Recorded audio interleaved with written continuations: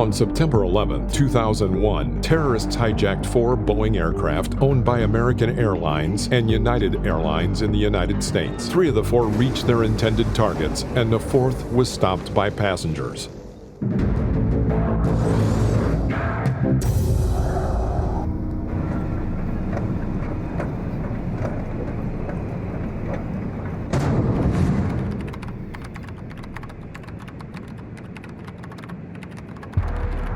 In Boston, 10 would-be terrorists checked in for 2 flights to Los Angeles aboard American Airlines and United Airlines. 2 of them are not used to the process, and they have some problems when checking in. They all passed the metal detectors and the baggage inspection without a problem.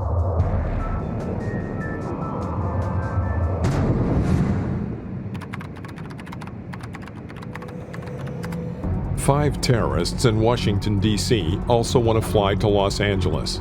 One of them doesn't have an identity card with a photo, and he has difficulties understanding the language. The only consequence for him is that his baggage will not be put onto the plane until it is confirmed that he has taken his seat.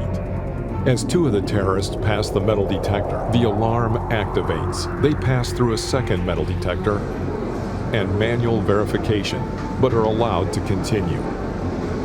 An expert who later reviewed the security camera footage from the metal detectors concluded that the quality of the inspection was mediocre, especially since an unidentified object is visible in one of the terrorists' back pockets.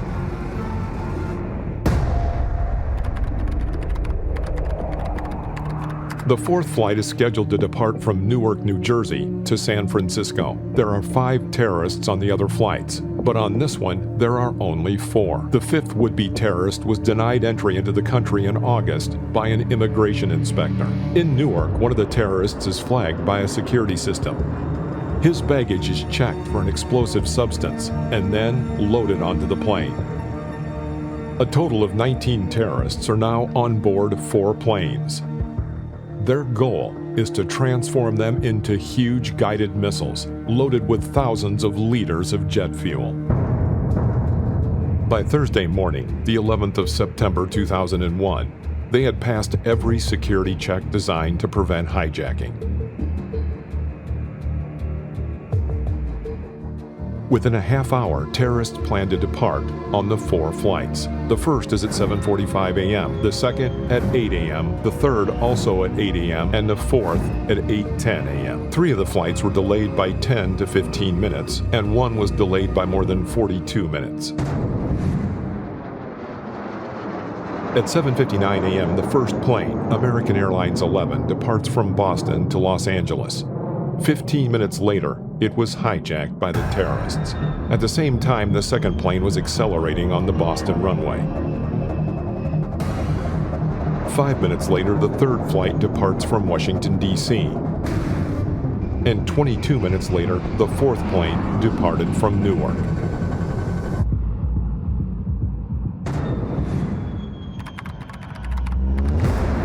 The first of the 4 planes, American Airlines Flight 11, was hijacked while the others were still on the ground. By regulation, the door to the pilot's cabin must be closed for the entire flight, but due to threats made to the flight attendants by the terrorists, they managed to gain access to the cockpit. Mohammed Atta, the only one of the terrorists who could fly the plane,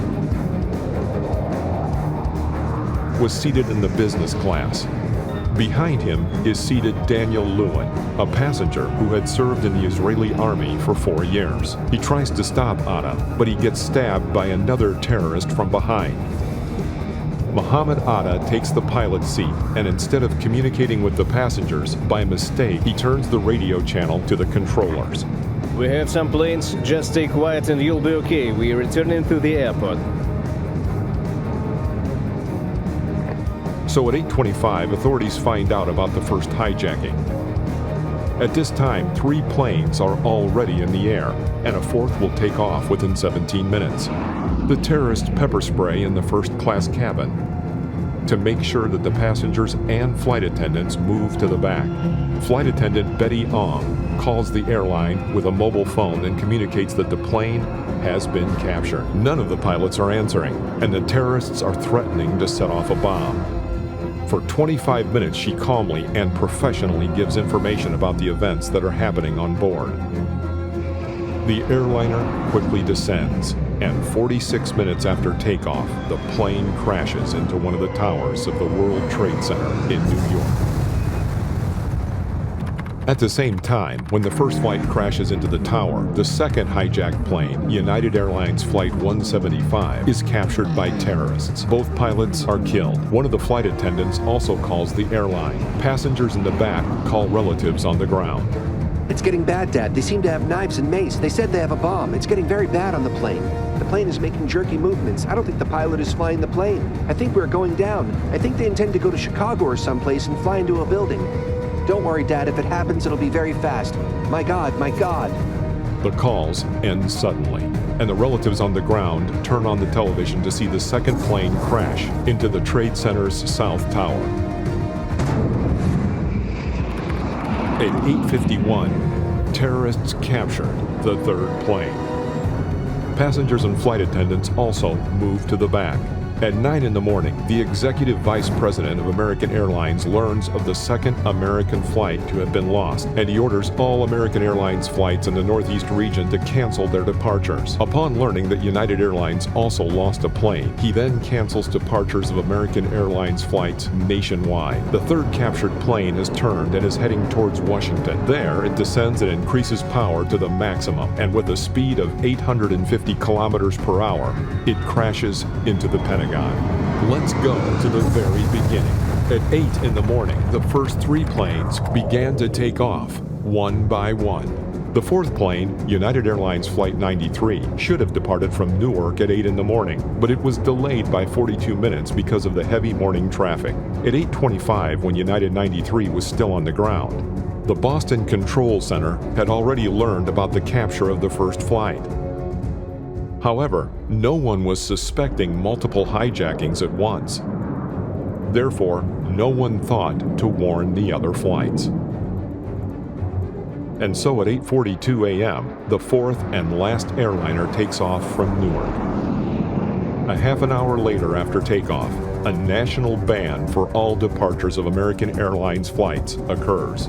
After another 20 minutes, the pilots of this flight receive a warning from the controller about the capture of the other planes. Pilot Jason Dahl asks in disbelief, Ed, please, confirm last message, please, Jason.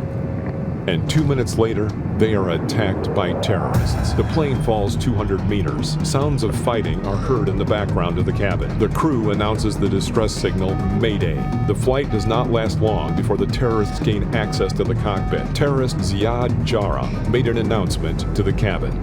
Ladies and gentlemen, here's the captain. Please sit down. Keep remaining sitting. We have a bomb on board, so sit.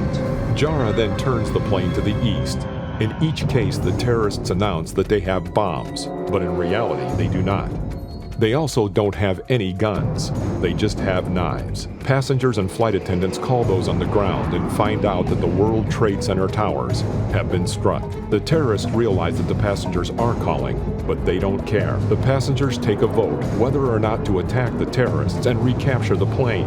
25 minutes after the hijacking, the assault begins. Some people interrupt phone calls with their relatives in order to take part in the assault. Everyone's running up to first class. I've got to go. Bye. Everyone quickly into the airplane cabin. If we don't do this, we will die. The passengers attempt to break the pilot's door. In response, Jarrah begins to swing the plane violently left and right, but the assault continues. Then he raises and lowers the nose of the plane in order to disrupt the attack again. Allah is the greatest. Allah is the greatest. Isn't it?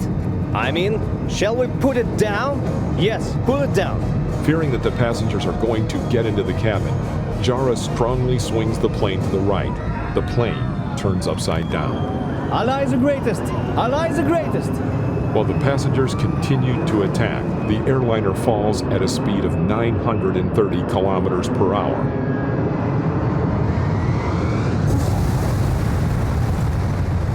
Into an empty field 20 minutes from Washington. Jarrah's target was the Capitol or the White House, but his plan was defeated by the unarmed passengers of United Flight 93. This film was based on the final report of the National Commission on Terrorist Attacks upon the United States.